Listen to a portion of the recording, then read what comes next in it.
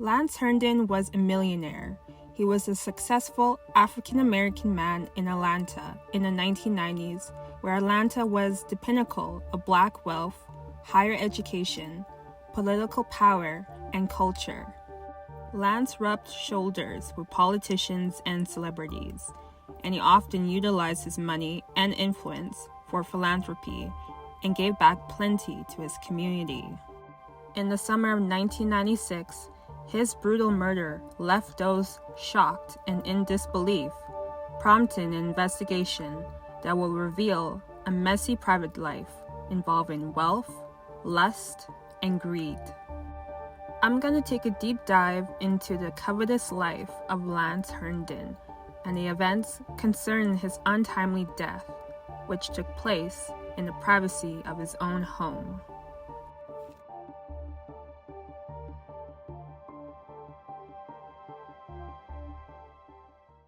Lance Herndon came from a humble background. He was born in Harlem, New York, and his mother instilled in him discipline and leadership at an early age so that he could remain independent while she worked to provide for the household. As a freshman in high school, Lance was among 400 students chosen for an exclusive fast-track electronics study program at George Washington House High School in Brooklyn, New York. Throughout his time there, Lance became an honor student who enjoyed his favorite subjects, which were math and science. By his senior year, Lance was among 20 students who persevered through the program's tough academic requirements. And after graduation, he got a job as a computer programmer. While working under his employers for several years and taking notes during his time at 2 companies, he realized that he could compete with his employers. So he took $3,000 from his personal savings to set up his own computer consulting company called Access Inc. Instead of renting an office space, he ran his business in the comfort of his home. The business specialized in applications, repairing computers, and installing software. People took a liking to Lance as a businessman, and his company was one of the fastest thriving minority businesses in America. He was able to surpass $5 million in earnings.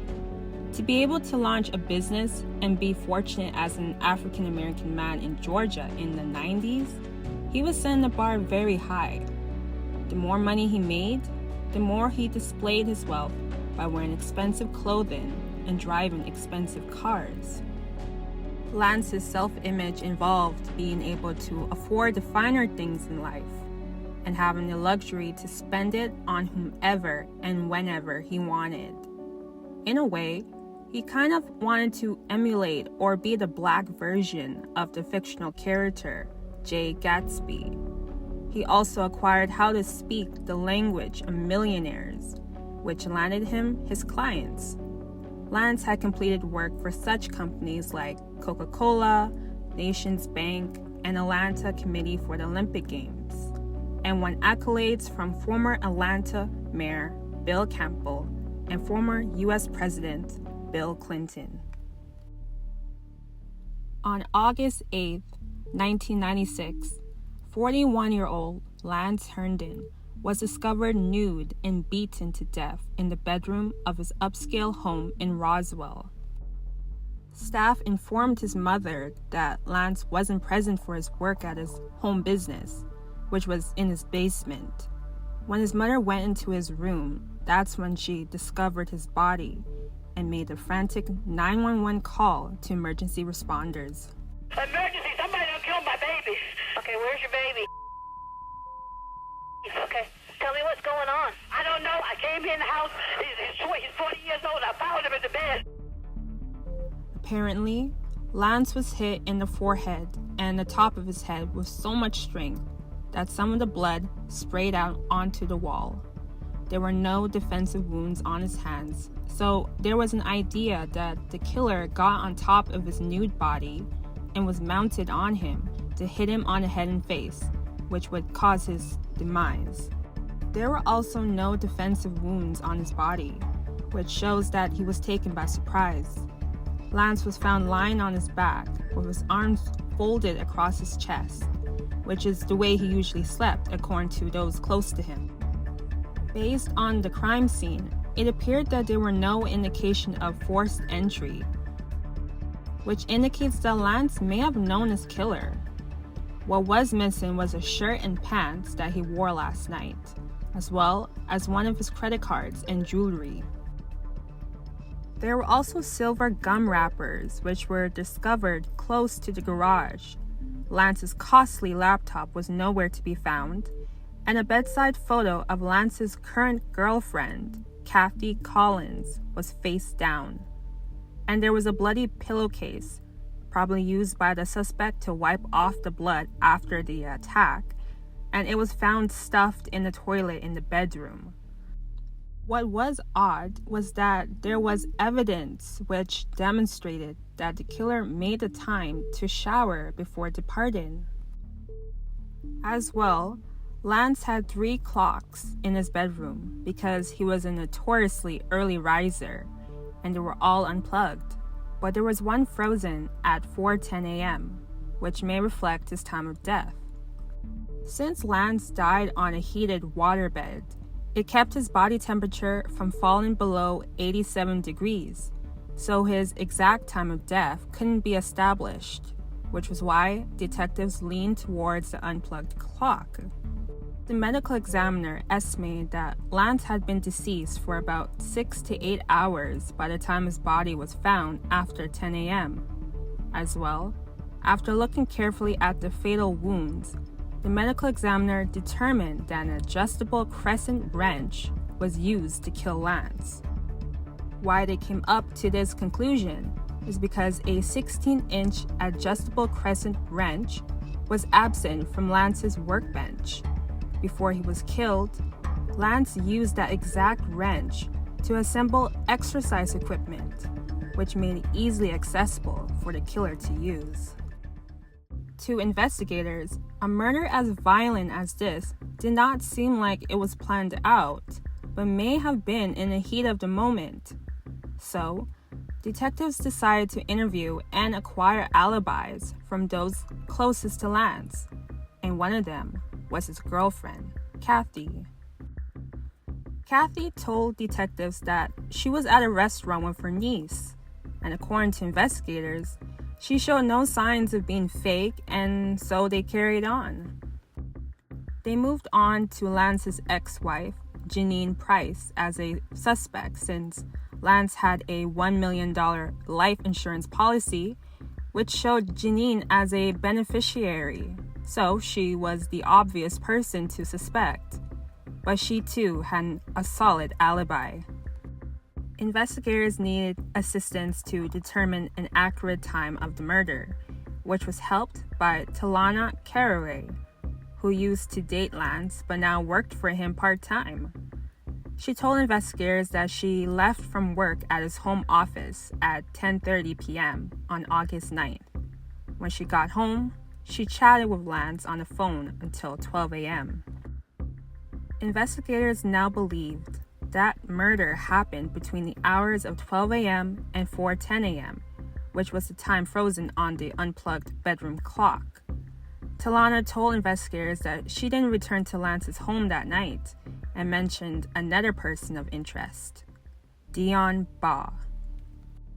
Dion, in her late 20s, who was petite and polished, was just a student at Georgia State University and worked at the Metropolitan Atlanta Rapid Transit Authority, aka MARTA. She met Lance at his 41st birthday party, which she finessed her way into. Basically, in order to get into Lance's party, you needed to be invited. An invite was sent to Dion's boss only, and without an invitation of her own, Dion wouldn't be permitted into the party. So, what she did was contact Lance's office to tell them that her boss's invitation got lost in the mail, which was a lie, and that they should send it again, which they did. And that was how she was able to gain entry into his birthday party. From there, they started dating. Dion, a naturalized American citizen born in Jamaica, was interested in the finer things, which Lance was able to provide. Being a man who's well off, Lance showered Dion with material goodies, which involved a pristine new Mercedes. What Lance failed to register, however, was that Dion was most likely a player as him. Apparently, Dion was married and she also had a young daughter. Since her husband wasn't in the country, she was able to have an affair with Lance easily since her husband lived all the way in Jamaica. When investigators interviewed Dion, she asserted that she and Lance were crazy in love. And she also mentioned that she told her husband, Sean Nelson, who was a Jamaican resident and Air Jamaica pilot, that Lance was her mentor. However, Sean grew suspicious about their relationship, especially since Dion was gifted such an expensive car as a gift.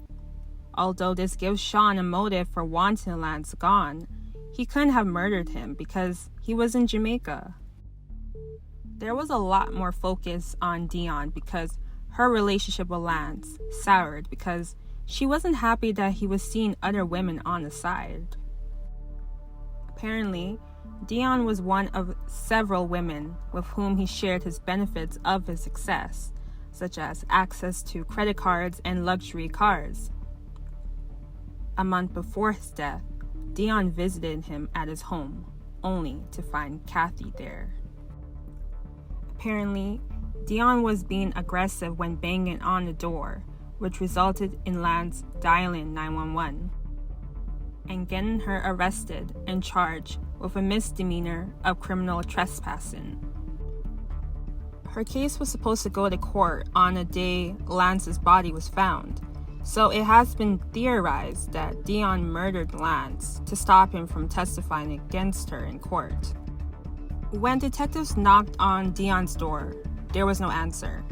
They talked with a female neighbor and left, and the same neighbor told detectives that Dion came to her home to find out what the detectives had wanted. According to the neighbor, Dion told her that she was taking a shower, which was why she didn't answer the door. But the neighbor called bullshit on that because Dion was wearing a business suit, her hair was dry, and she was wearing full makeup. Dion then got in her car and drove away. The neighbor notified detectives, so they came back and waited for Dion to return. 20 minutes later, when she arrived home and was notified about Lance, she collapsed and was hysterical, but didn't shed any tears. She was interviewed by police on August 17th, and she denied having knowledge of Lance's death. And she told detectives that she drove her husband and her daughter, who had been visiting from Jamaica, to the airport in the evening of August 7th, and then went home. Dion asserted that Lance visited her home in Norcross between 9 and 10:30 p.m. to loan her his IBM ThinkPad laptop, which he sometimes lets her borrow. But that timeline contradicts Talana's timeline. Was that Wednesday night? Was it Wednesday night? Mm-hmm. What time did he come over to your house? I don't remember the exact time. I think it was somewhere between 9 and 10:30. You don't remember what he was wearing that night? No, I can't remember. Even though Dion went through repeated questioning, she always stuck to her story that she never once visited Lance's home the night of his murder, and even maintained that she and Lance were still smitten with each other. Although investigators were convinced that Dion killed Lance, there was no physical proof to go off on. It was all circumstantial. A year and a half passed with no new leads until January of 1998. A tip from Sean, who was set to divorce Dion, blew the lid off everything. Apparently, Sean asserts that during an argument months earlier, he asked Dion if she was involved in Lance's death, which made Dion become violent. Dion then threatened to kill him, just like she did Lance. As well, detectives learned that Dion spoke to her mother-in-law, Barbara Nelson, a few weeks after the murder. And during the conversation, she apparently disclosed to Barbara that she was in fact at Lance's home the night of his murder, even though she told police that she was never there. Dion was arrested and charged for malice murder, felony murder, aggravated assault, 2 counts of theft by taking his credit card, and financial transaction card fraud. Her trial began in 2001, and she faced a life sentence in prison. Prosecutors found it hard to try the case because the evidence was circumstantial, but they gathered whatever nuggets they could in order to make a solid case against her. The prosecutors of the case discussed the events of Lance's murder, where they put Dion at the scene of the murder. It was argued that after she murdered Lance, Dion took a shower to remove the victim's blood, then helped herself to one of his credit cards and jewelry. She then unplugged all 3 clocks so that it wouldn't go off by the time his employees arrived at his home for work at 7:30 a.m. It's argued that only someone familiar with Lance's sleep-in and working habits would have known to unplug the clocks. There were a number of Lance's former intimates that claimed that he normally slept on his back with his arms crossed on his chest, but the medical examiner thought it would be impossible for him to be in that same position after being attacked, suggesting that Dion may have placed him in that position to make it look like he was killed in his sleep. Prosecutors also believed that Dion lied about Lance loaning her his laptop and believed instead that she actually took it with her after killing him. Apparently, Lance's co-workers claimed that Lance was meticulous with his things and would never allow his laptop to leave his office without its protective case. Yet the case was later found in a storage closet in the office. Dion's story, when she was interviewed by police, was that Lance brought it with him to her house to give to her, and she also claimed that Lance often loaned it to her without its case. When it comes to the jewelry and the murder weapon, they were never found, but police believe that she got rid of them when she learned that police wanted to question her. However, prosecutors claimed that the credit card she stole was used on the morning of August 8th, before his body was found, to order a display cabinet for her home that cost close to $3,000. Prosecutors also pointed to forensic evidence that suggests that Dion was at Lance's bedroom on the night of his murder. Head and pubic hair samples were taken from Dion, which matched similar hairs discovered in Lance's bed. DNA was also discovered under one of Lance's fingernails, which matched Dion's DNA. When it came to the crumpled gum wrappers, it resembled the ones found in her purse. As well, a piece of leafy vegetation was discovered on Lance's bedroom carpet, which matched a similar piece of vegetation discovered on the floorboard of the Mercedes Dion drove. However, the defense attorneys did bring up that the majority of the evidence against Dion was mainly circumstantial, and they were able to counteract the points that were made by the prosecutors. The defense noted that even though Dion was MIA when police showed up to her door on August 8th to interview her, they argued that she was simply unavailable at that time, but she was able to contact them by calling them when she had some free time. They also added that she even allowed police to search her home, and she even volunteered to surrender Lance's laptop, even though authorities didn't even know of its existence. The defense also rejected the prosecution's idea that Dion was upset about Lance dumping her because apparently they continued their relationship even after Lance called police and had her arrested and charged. As well, it was said that Lance was the one to bail her out, helped her get a lawyer, and even attempted to get the charges against her dropped. When prosecutors mentioned that Dion left behind gum wrappers and the leafy material, the defense argued that those pieces of so-called evidence is too common to be specifically tied to Dion. As well, it was argued that none of Lance's blood was ever discovered on any of Dion's clothing, in her house, in her car, or on the laptop. Although her DNA was found under one of his fingernails, the defense insisted that it should be no surprise since Lance and Dion were intimate with each other on a regular basis, and if she was with him on the night of August 7th to have sex with him, it shouldn't suggest that she murdered him or was there when he passed. When talking about the credit card that Dion supposedly stole, the defense argued that the credit card she used was one of many that Lance would give to women he was dating.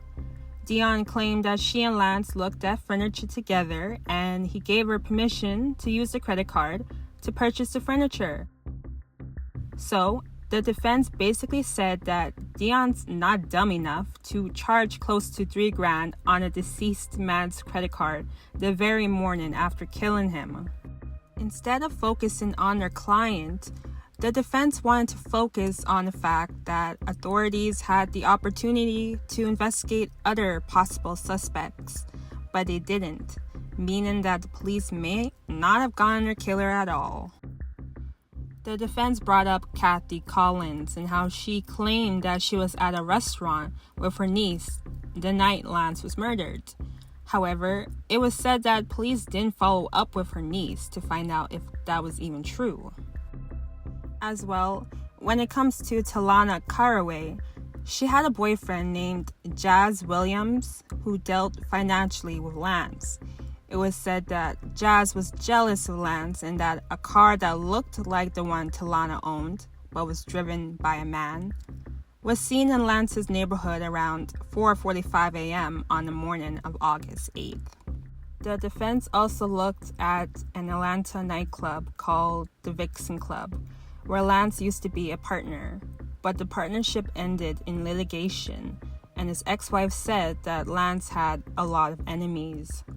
The defense even focused on one of Lance's contracted employees called Norvell Harris. Apparently, the day before the murder, Norvell was overheard making threatening statements about Lance, and that Norvell was involved in a dispute over salary payments that he claimed Lance owed him.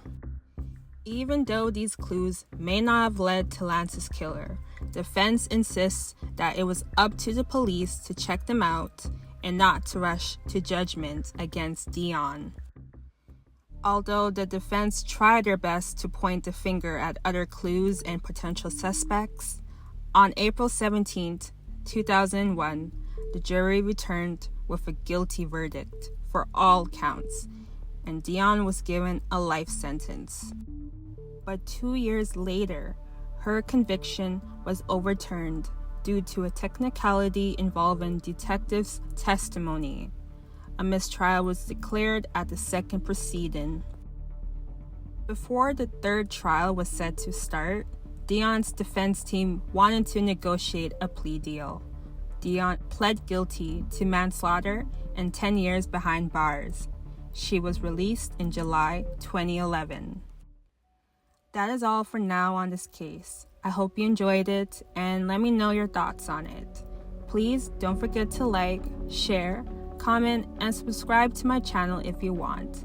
And I will see you next time on Melanin Mysteries.